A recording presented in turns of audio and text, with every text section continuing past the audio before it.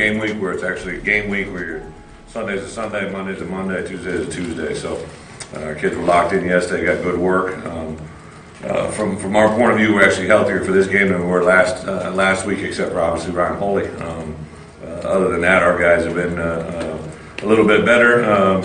Full go, being able to practice. There were a number of guys last week that we held out going into that game. Got a little bit of work in right before, but hadn't really had the 10 days prior that I was really hoping for. So there were some bumps in the road, but I thought our guys handled the game very, very well. We rewarded and moved on last Friday from that game. I thought to have 27, I think there was 27 guys that took their first reps of college football to play 8 true freshmen, which is a pretty large number for me.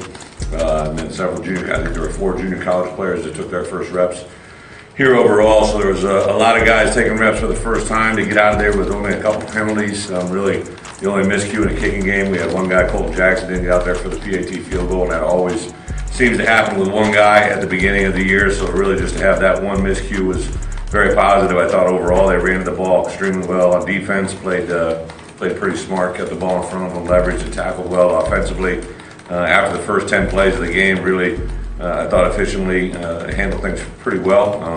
Blocked things up front, had some movement early on that cost us an issue, and some stuff that can easily get corrected. So with that, we'll move into our preparation. We've got a tremendous opponent, TCU. Got 4 of their 5 guys up front on offense are seniors, played a lot of football, senior quarterback, senior running back, senior tight end, 3 senior wide receivers, just a lot of talent on offense. Obviously, they're very, very talented, very, very fast, very athletic. Did a lot of good things in their game on Saturday. Defensively, they're, as always, very well coached.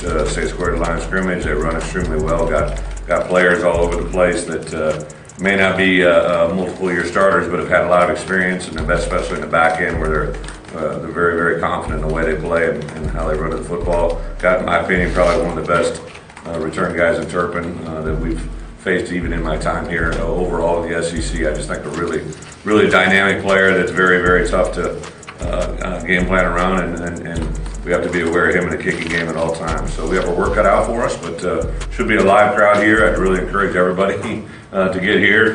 2:30 atmosphere should be absolutely awesome. I think the stadium, with it being enclosed, even though it's not fully finished, has made a significant change in the volume, even with the small crowd that we've had in there. So should be a sellout by Saturday, and I really think it should be a very, very loud environment. This is a team that communicates a lot at the line of scrimmage offensively, so the more volume we can bring to the fight would be better for all of us involved, and obviously to make for a great home crowd environment. So other than that, open it up for questions.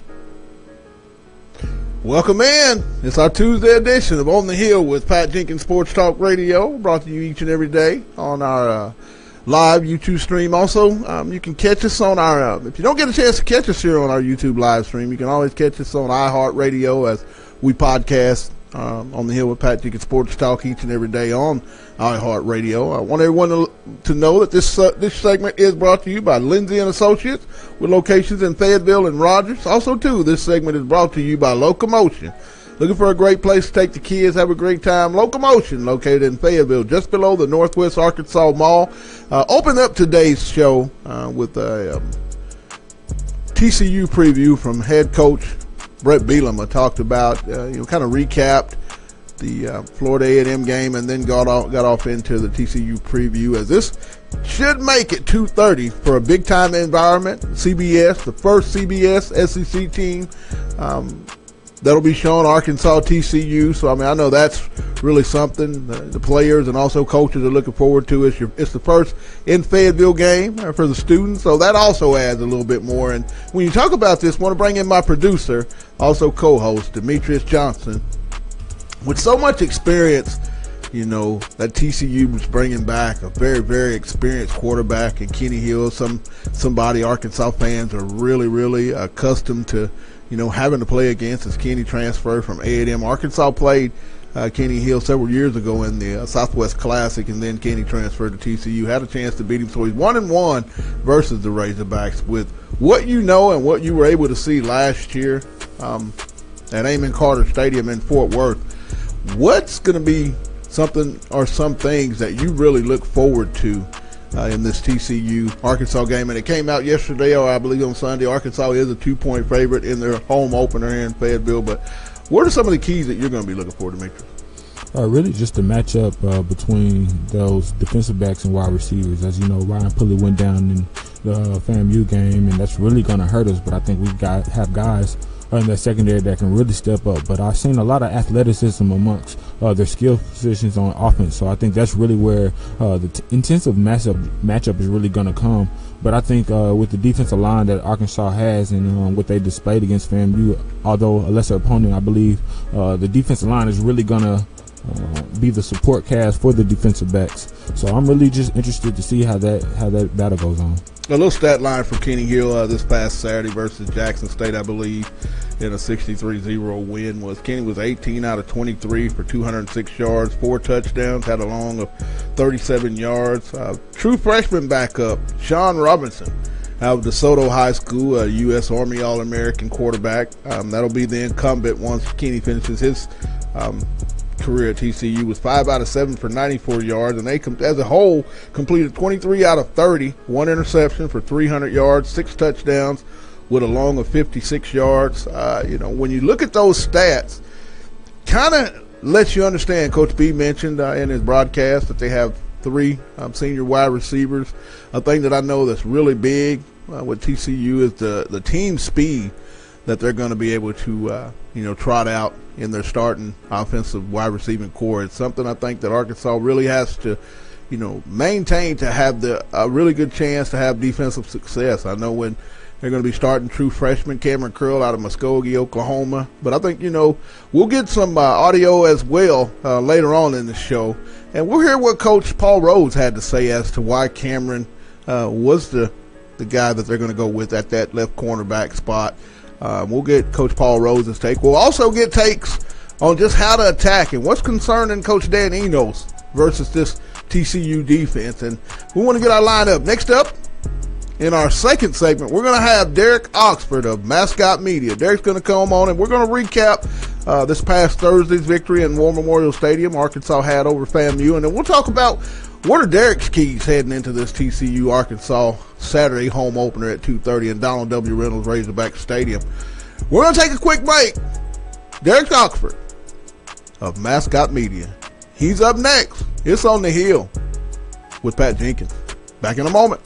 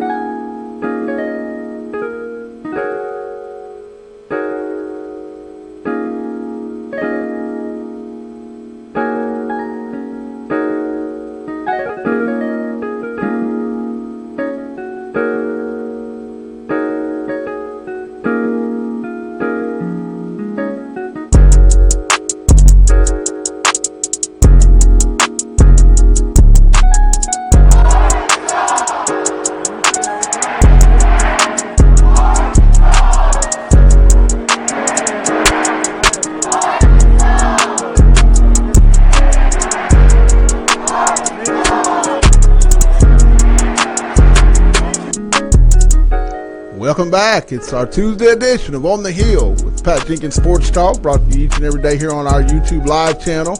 Also, too, this segment is brought to you by Lindsay & Associates with locations in Fayetteville, also, too, in Rogers. This segment is also brought to you by Locomotion. Looking for a good place to take the kids, have a great time?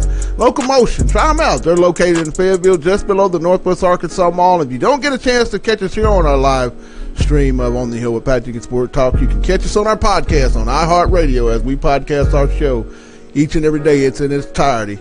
And we're talking TCU game keys, but also we're going to recap this past Thursday's game versus the FAMU Rattlers. And while we do that, we're going to bring in Macot Media's Derek Oxford. Derek, welcome to the Hill, my man. How's it going? Going real good. Derek, I want to reach back before we get off into this TCU-Arkansas game that's going to be taking place this Saturday at 2:30 and Donald W. Reynolds, the CBS broadcast. And I want to ask you, when you were watching this Thursday's ball game, home opener in Little Rock versus FAMU, what were some of the things that you took away from that game that Arkansas can build on? And also, too, second part of that question, what were some concerns you had as well?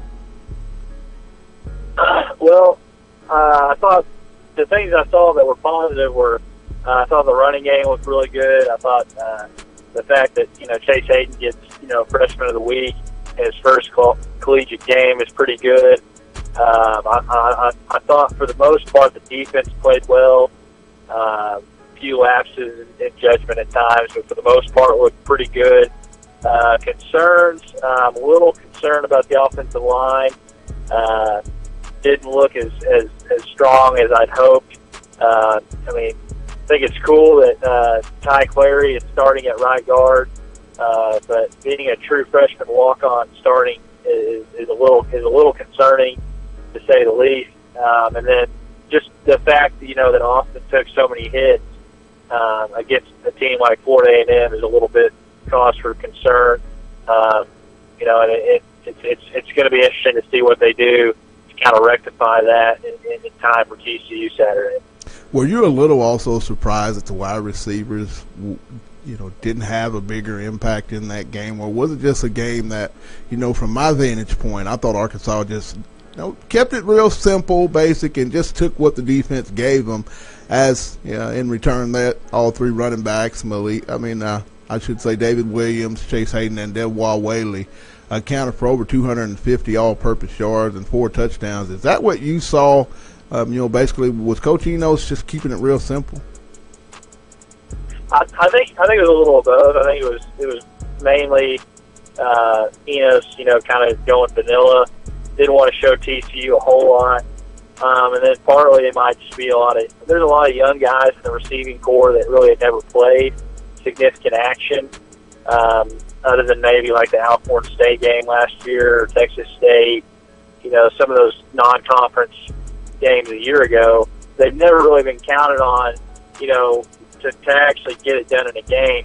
Michael Petway's played a little bit, Deion Stewart's played a little bit, Jordan Jones had never played, Jonathan Nance, playing his first game, Jared Barnes. There's a lot of guys that saw action that had never played at the collegiate level, or at least, the FBS level. And, Jared Cornelius, has been kind of slow with an injury. TJ Hammond, same way. So I don't think that they were really trying to go full tilt against Florida A&M. They just wanted to get out of it healthy, and they did for the most part, other than Ryan Pulley. Other than that, they really can't. There's really not a whole lot to complain about from the game. And, you're just hopeful that they're going to have a few wrinkles up their sleeve for TCU. Now, the depth chart came out. I want to fast forward to this big game Arkansas has this Saturday at 2:30 versus TCU. Let's get off into those game keys. Depth chart came out, and Cameron Curl, the true freshman out of Muskogee, Oklahoma, is going to be taking that starter spot there at the cornerback vacated by the injured Ryan Pulley. Talk about defensively. What does Arkansas have to do to have some defensive success? You look at TCU, Derek, and they're coming back with a fifth-year senior in Kenny Hill, a guy that the Razorbacks, Coach B and that staff are real familiar with, having played at Texas A&M, and then last year in Amon Carter Stadium versus TCU. They're 1-1 against Kenny. What does Arkansas have to do to get a fifth-year senior quarterback like himself so uncomfortable and have some defensive success? Because he had a pretty good game, going 18 out of 23 this past Saturday. Yeah, I mean, they're going to have to get pressure for sure. I remember last year they got pressure on him, and he forced a throw that Brooks Ellis ended up getting a pick six on. If they can get some pressure, I remember last year I think Sosa again got his first sack in that game last year. If they get pressure and they make it, try to make Hill force stuff that isn't there, they're going to have a chance to be successful. They cannot let him get comfortable in the pocket and just try to pick apart the secondary. Right. The key is going to be getting pressure. The linebackers are going to have to step up and play well. I thought they did a pretty good job the other night, but TCU is a totally different animal than Florida A&M. They got a lot more athletes, a lot more speed, probably a lot more discipline. So they're going to have their hands full Saturday, stopping TCU. I think they're more than capable of getting the job done. It's just going to be a matter of executing, finishing plays, getting pressure on Hill, and tackling well. They're going to have to tackle well. If they don't tackle well, they let TCU, break first contact, and it could be a long day. So they've got to make sure to wrap up and be physical. Talking with Derek Oxford of Macot Media here on the Hill with Jenkins Sports Talk. Talking TCU game keys versus the Arkansas Razorback. I want to flip over to the offensive side of the ball, Derek. When you look at a Gary Patterson-led defense, we all know that TCU, they never really have the big defensive ends. They're more of a speed type of defense, with the ends that they have, some very experienced ends. What does Arkansas and that offensive line have to do? Because now in the competition, it ramps up a little bit for those guys, Colton Jackson, Yelta Froholt, Ragnow, Ty Clearly, and Johnny Gibson. What do they have to do, and what does Arkansas have to do as an offense to ensure some success to give them their best chance to win? Does Austin Allen have to really use those tight ends and wide receivers? What say you on that? Yeah, I mean, they're going to have to. The key is going to be having success on first down. They can't get behind the chains against TCU and have to convert 2nd and 12s, 3rd and 12s, 3rd and 14s. I mean, they've got to be able to run effectively. They're going to have to block. They're going to have to protect Austin better than they did the other night. I think they know that. They cannot let him get hit repeatedly like they did last year. Because if that happens, then you're going to have issues. I mean, you feel good about what you have at backup. I thought Cole Kelly looked pretty good for his first action the other night. I think Ty Story could get the job done if needed. But you really want to have Austin stay healthy and be able to finish the entire year. The receivers are going to have to step up and play better than they did Thursday night. I'm not worried at all about the running game. I think they'll be fine there, but yeah, I'd like to see the tight ends get a little more involved than they did. I thought Cantrell had a few nice grabs against Florida A&M. Obviously, Cheyenne O'Grady caught the touchdown. But you'd be interested to see Jeremy Patton a little more, maybe Jack Krause, other guys, kind of step up and help, and not only in pass blocking but in catching the ball as well. Last question before we let you go. I want you to give me a score. Arkansas wins this game versus TCU on Saturday in Donald W. Reynolds Razorback Stadium at 2:30. If they do what and why? I think they win the game Saturday if they can force 3 turnovers. If they can get Hill and rattled, maybe throw a couple of picks, force a fumble. If you remember last year, they forced a couple of fumbles. Right. I think in the first half, obviously they got the pick 6. That was a big key to winning that game last year. So I think the key is going to be getting a few turnovers and then being able to run the ball effectively. If they do that, I think they're going to win. I think they will get it done. I'm going to say 31-27 Hogs Saturday afternoon. Hey, Derek, as always, love having you on. I'll catch you in the press box this Saturday, and then we'll recap this same time next week. We'll talk about TCU as Arkansas has the open week from Saturday. But as always, D, Thanks for taking time out on the hill. All right, thanks, man.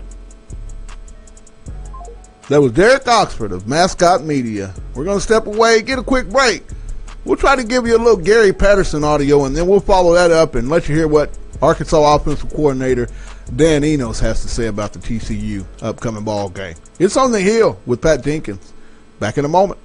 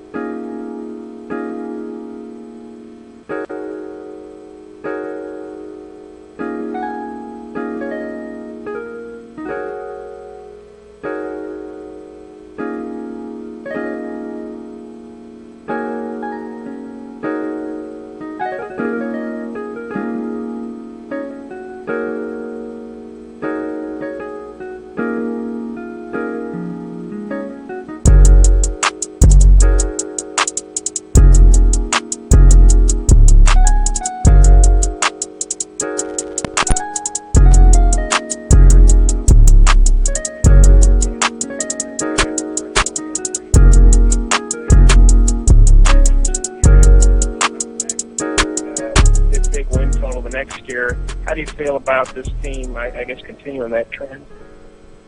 Oh, I don't know. I mean, we played at one AA school. You know, I was excited about our kids played hard. We know we've got a lot of good teams starting with Arkansas ahead of us. So, you know, the one thing I thought we did is I thought we played a lot faster than we did last year. Now, South Dakota State was our first game last year, and they ended up almost playing for the national title. So they were a good football team. But I thought our kids ran around hard. We're getting some guys back that were banged up that played. You know, we didn't play with Kyle Hicks. We didn't play a lot of our starters more than 20-some plays. So, you know, we needed to do that with Arkansas having a little bit of time off. But I feel good about the group. It just is people. They've practiced hard. They've developed. We've come a long way since last January as a group. And, you know, we're going to have to keep getting better if we want to win ball games. And a shutout against whoever, you know, 1AA, 1A, whatever. It's pretty impressive. How do you feel about your defense? How do you feel about those guys coming into this game?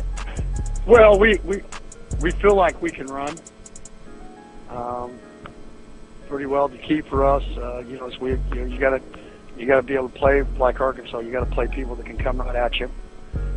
They want to break your will, and you know, Brett and the group has really done a good job. You know, Paul Rhodes, I played against when he was at Iowa State, does a great job on defense. So, you know, for us, you know, they know a lot about us. They've got a couple extra days of preparation. So for us, you know, it's we've got to make sure that we get ourselves right. And, get ourselves rested. That was what was good about the game. It wasn't one of those where we had to play our starters 60 or 70 plays, on a Saturday night. Going into the next week, and you're going to play a day game. So, all things considered, I think our kids are really excited. We know it's a great festival. Arkansas's got great fans. They get excited about their team, and that's what you want. For us to get an opportunity to play a really good football team, we want to get to where we want to get to. Then you have to have an opportunity to beat a team like Arkansas. So for us, next guy on the schedule, and we understand that they'll be very well prepared for us. And Kenny Hill.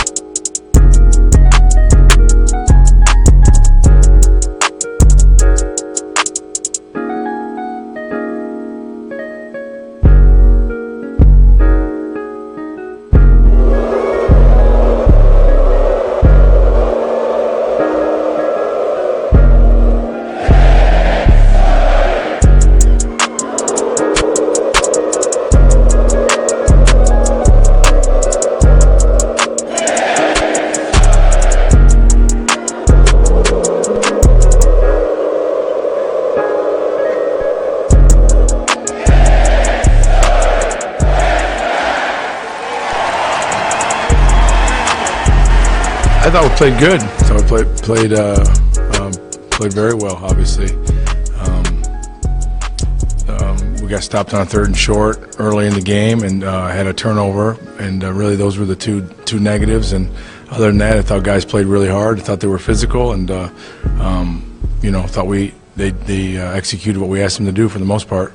How did you feel Clary and Gibson did? Excellent. I thought Ty Clary played very well. I thought Johnny played very well. Obviously, who they're playing against will change here this week.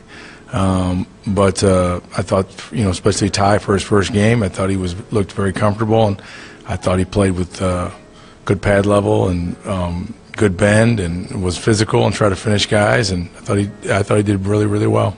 TCU's a little lighter and I guess faster maybe than some defenses when comparing to maybe SEC. What are the challenges when you face a team? Well, I think you said it. They're very athletic. Their ends can move. Their D tackles are quick. They move them a lot. They're not going to sit there and just let you block them. They're going to move the front a ton. They're lateral movement guys.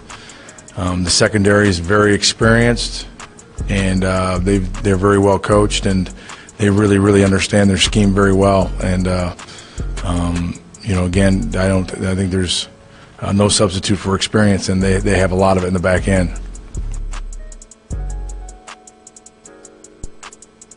Tuesday edition of On the Hill with Pat Jenkins Sports Talk. This segment is brought to you by Lindsay and Associates with locations in Fayetteville, also 2 locations in Rogers. This segment is also brought to you by Locomotion. Looking for a place to take the kids, have a great time? Locomotion, try them out. They're located just below, in Fayetteville, just below the Northwest Arkansas Mall. And if you don't get a chance to catch us here on our live stream of Pat Jenkins Sport Talk Live TV, catch us on our iHeart podcast, as we podcast each and every day on iHeart Radio, On the Hill in its entirety. And we just came in with a little, played a little Gary Patterson audio talking about just the task at hand that he and his ball club have coming into Fayetteville, the festive environment, the brand of football that they're going to be playing versus the Razorbacks. And also, too, gave you a little Dan Enos. Dan talked about the task at hand for Arkansas, how some of the offensive linemen in particular, Ty Clarley, Johnny Gibson, and how that offensive line played. And just, like I said, the task at hand that they have to do versus that very experienced defensive front that the Hogs-Frogs of TCU under Gary Patterson will be bringing in. And I want to bring in Demetrius. When you hear both the coaches talk about, Gary Patterson versus Arkansas and Dan Enos offensively versus that TCU defense with so much speed and experience, what's the one glaring thing when you hear both of these coaches in their preview press conference that they had yesterday? What sticks out to you in your mind that you took from that? Well, I think just the mindset that both coaches have, just seeing the previous teams from last year. I think both coaches are taking a little bit more seriousness to the game. Not saying that they were kind of overlooking this game, but I think this is the game that both teams circled on their calendar, saying this is going to be a dogfight. This is a game that we're going to have our P's and Q's on, because it's any given Saturday and any team can come out and win. So I think just Gary Patterson sounds like he understands his team a lot more. There were a few players that I think some Louisiana kids that played wide receiver last year for him that didn't get to play. I can't remember his name off the rip. But those were key guys that, Gary Patterson mentioned last year that he had wished he had during that game with Arkansas, and he would have felt the tables would have turned a little bit more. So I think this is just going to be an entirely different game. I hope that the younger guys that did get to see the game last year understand that was the last year team, and they take the approach that, this is a new team. We have to come focus and understand that this is a new game, because, after watching the little film that I did watch on TCU, again, those wide receivers are very athletic, and those defensive backs are going to have to make some plays in the open space. Oh, I agree with you wholeheartedly. I mean, you look at the stat line, 300 yards passing, 242 yards on the ground for, about 542 yards of total offense. With the experience and speed that Arkansas is going to be facing, on the the defensive side of the ball versus TCU. Kenny Hill's a guy that is highly capable, as most Razorback fans that were in attendance or watched it on TV, both when he was with the Aggies of Texas A&M and TCU. He showed in that fourth quarter, Demetrius, we were there last year. He showed in that fourth quarter that he's capable of getting in a rhythm and getting this team, in the end zone multiple times and in a short amount of time. I might add, is that something that you also think Arkansas, what's the best defense? Because we're going to have some audio and hear what Coach Paul Rhodes has to say about, the true freshman Cameron Curl. But when you look at that matchup, how often, Demetrius, do you think that offense of TCU and those veteran wide receivers are going to go at the true freshman? Because we saw in the FAMU game, maybe of lesser talent, but they went at Cameron quite a bit early in the ball game once he subbed in for Ryan Pulley. How often, do you think they're going to try to attack that matchup? I think, if I'm a coach, I'm going at him 2 out of the 4 plays or 2 out of the 3 plays, or at least a play directed in his area of defense. So if he's on the left side and I know he's the boundary corner, I'm running a stretch play towards his side and trying to block him out, because most times freshmen are going to have sound technique. Not saying he won't, but when you're talking experience, they're more likely to kind of get caught up in the moment. And then what I'm eager to see is how Paul Rhodes approaches the linebacker core with him. Are they going to put a rover on Kenny Hill? Because as we know, that's a quarterback that can scramble. He can make Johnny Manziel type plays with his feet. So I'm just really eager to see how they scheme this 3-4 defense towards a running quarterback, because again, I feel like this is a game that's going to set them up for the Alabama game. When you look at the type of athletes and the type of offense that they play and the type of skill positions that they'll be up against when you're talking a running quarterback, this will be their first test. So I'm really eager to see how they scheme. And if it's me, I'm playing spot with Randy Ramsey. It's a guy that I know is very athletic, can really run, can really get off blocks, and he showed me a lot of athleticism. So I know if I'm Paul Rose, and I know the type of mind that he has, he's really going to come up with some creative ideas to really keep Kenny Hill in that pocket. Because if I'm the coach, I'd rather him stay in that pocket and have to throw than be mobile and me have to scheme towards his feet and not his arm. See, I think with the fact that Paul Rose is Arkansas's defensive coordinator, and I agree with everything you said, Demetrius. I think Arkansas has an advantage just a little bit. With Paul being the former head coach at Iowa State multiple times versus TCU and Gary Patterson in the offensive scheme, I think when you put him on the side as a defensive coordinator, he has a little bit more inside look at what they like to do offensively, and I think that's going to be a big bonus. I know, the thing that I really think is going to be to the advantage of Arkansas is that they're going to be playing a lot more bodies. You could see as the game wore on, in particular the latter half of the second quarter, that this Razorback defense was getting tired, and they didn't come out with the same intensity in the second half. I mean, people must also realize it was, they held TCU to 0 points in that first half, but just as the game wore on, didn't have quite the depth I think that they have this year. I really think Dijon Harris, I think Dre Greenlaw and those outside linebackers are going to have a really big game. I can see more of the exotic pressures and blitzes that Paul Rose and the defensive staff will bring. I think they went to the 3-4 for, in particular for teams that run the schemes like a TCU, and I think the fans will have an even better grasp of how this defense is going to fare when going forward in the SEC, particularly 2 weeks after the TCU game when they take on the Texas A&M Aggies in Jerry's world. But we're going to step away and get a real quick break. Paul's going to talk about that TCU offense and also what gave Cameron Curl the edge to be the starter at the cornerback spot, replacing Southeastern Conference pick, I should say, Ryan Pooley, one of the better ones in the conference. Paul's words are up next. It's On the Hill with Pat Jenkins. Back in a moment.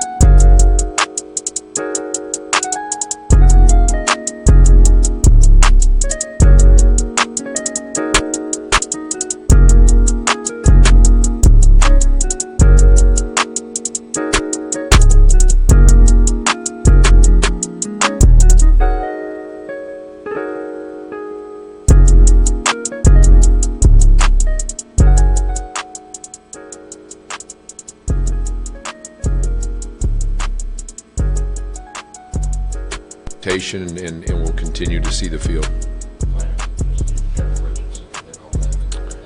Well, Kevin's, you know how versatile Kevin is, and Kevin gets reps at corner, Kevin gets reps at safety, Kevin primarily gets reps at the nickel position, and that will be his primary focus, is the nickel spot, but Kevin is always available to play any of those spots we need him at. What were your overall takeaways in terms of meeting game goals and things like that? Great first game, and I was candid about that with the kids, and same with you. We came out, and our first desire is to play hard and play fast, and we believe our kids did that. We want to be a smart defensive football team, and we were that. We had very limited number of busts. We want to be a great tackling defensive football team, and we were that Thursday night. So you hit on those things right away.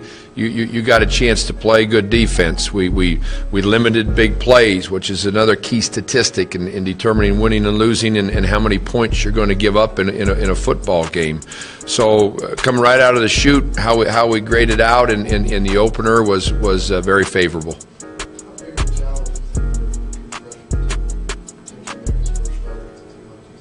Well, that's a huge challenge, no matter who you're playing. But TCU certainly, compounds that with him. I believe, and I've always believed this: the further away you are from the football, the easier it is to play at a younger age. And the reason I believe that is, the closer you are, the faster things happen, and the harder you're getting hit in the mouth every single play. And when you're out in space and you can utilize your athleticism, I think you have a better chance. And Cameron and Chevin, and really you can throw Brito in that mix. He has not played many snaps of football at this level. Matter of fact, he's played less than Cameron has at this level. So I think all those guys have a big challenge ahead of them this Saturday and beyond.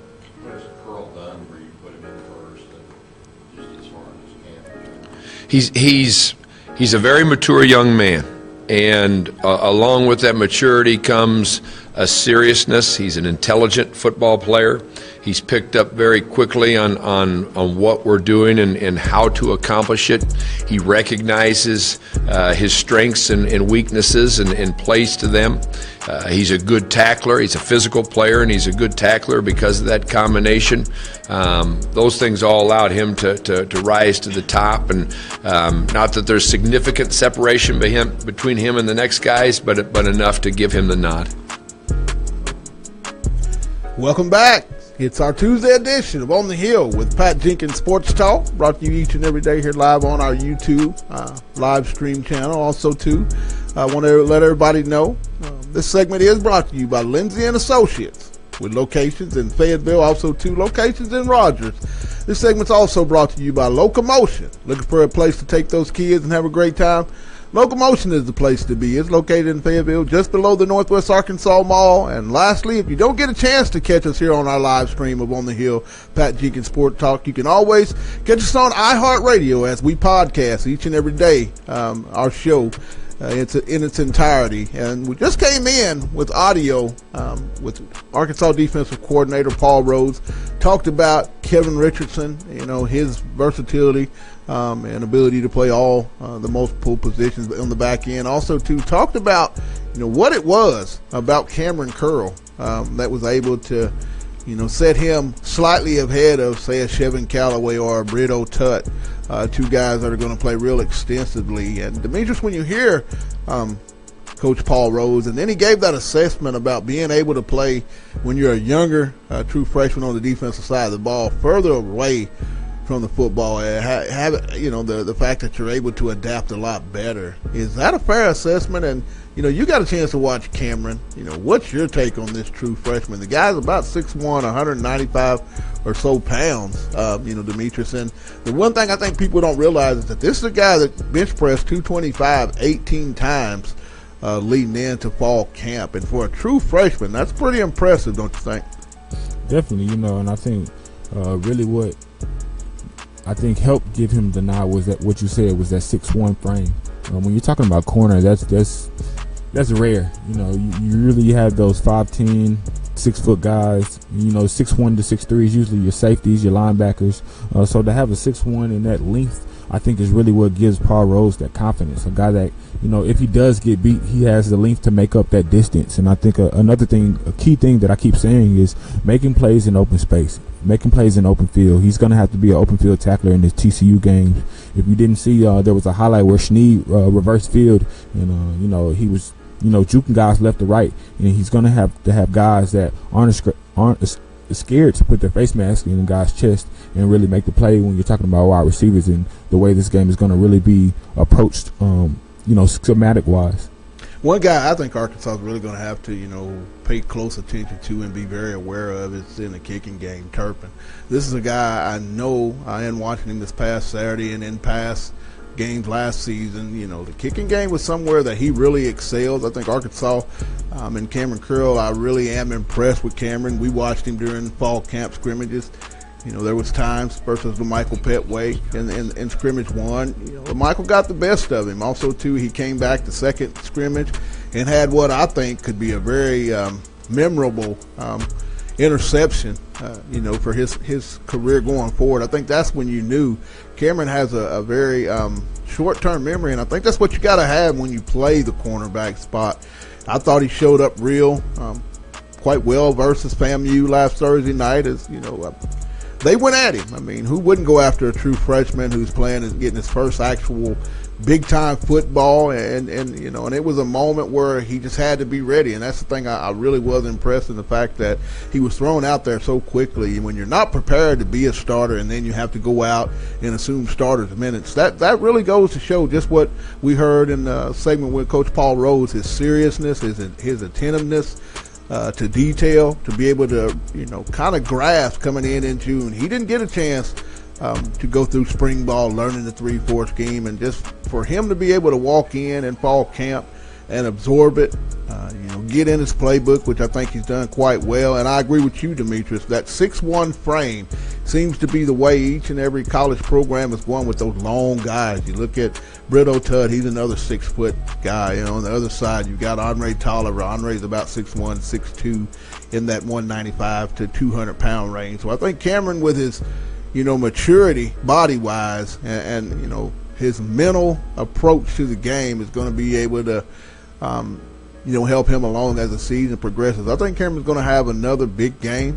You know, they're going to go at him, and I'm sure Cameron and the entire defensive staff and you know, that secondary, they realize that he's going to be a guy that Coach Patterson and offensive staff, Kenny Hill, they're going to find number two and really try to hone in and just see what they can get away with on that side of the ball. But, you know, my thing, Demetrius, when I look at this game, it's going to be about how does Arkansas keep TCU off the field offensively and keep Kenny Hill in that potent offensive attack with all that speed. You know, they got those little small guys, those, you know, in the back end.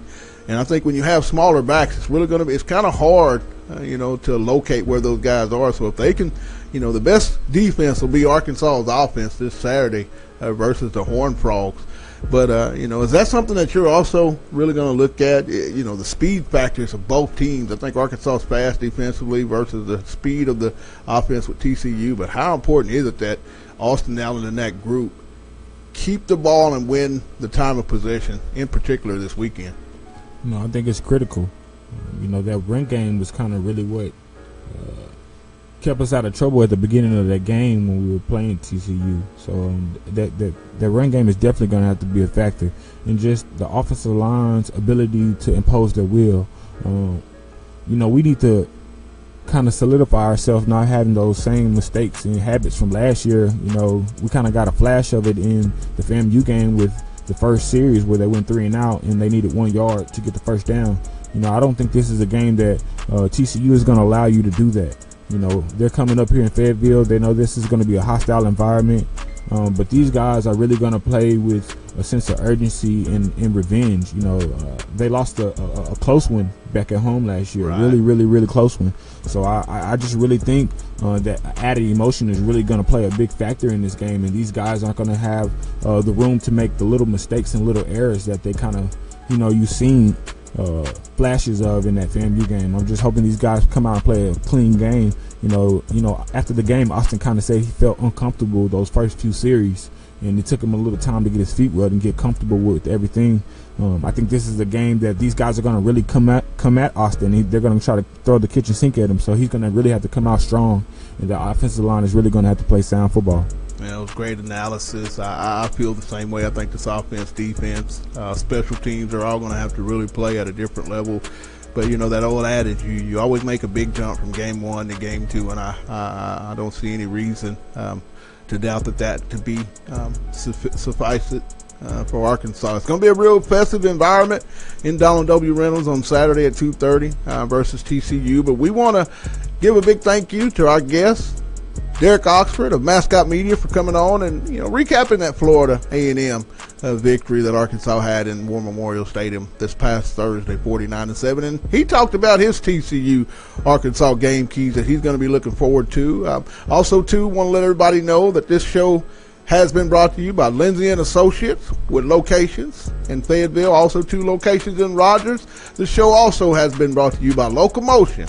Look for a great place to take those kids. Hey, try out Locomotion. It's located in Fayetteville, just below the Northwest Arkansas Mall.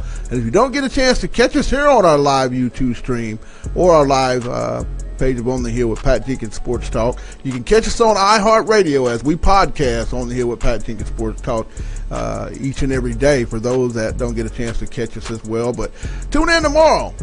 We'll try to talk to Jake Roos. They've got a big game versus the Notre Dame Fighting Irish. Also, too, there's a big one coming up in the SEC. We'll talk to South Carolina and Missouri and get their takes on just how that game may go in the SEC opener throughout the conference. It's the first one. But until tomorrow, you guys have a blessed one. It's On the Hill with Pat Jenkins.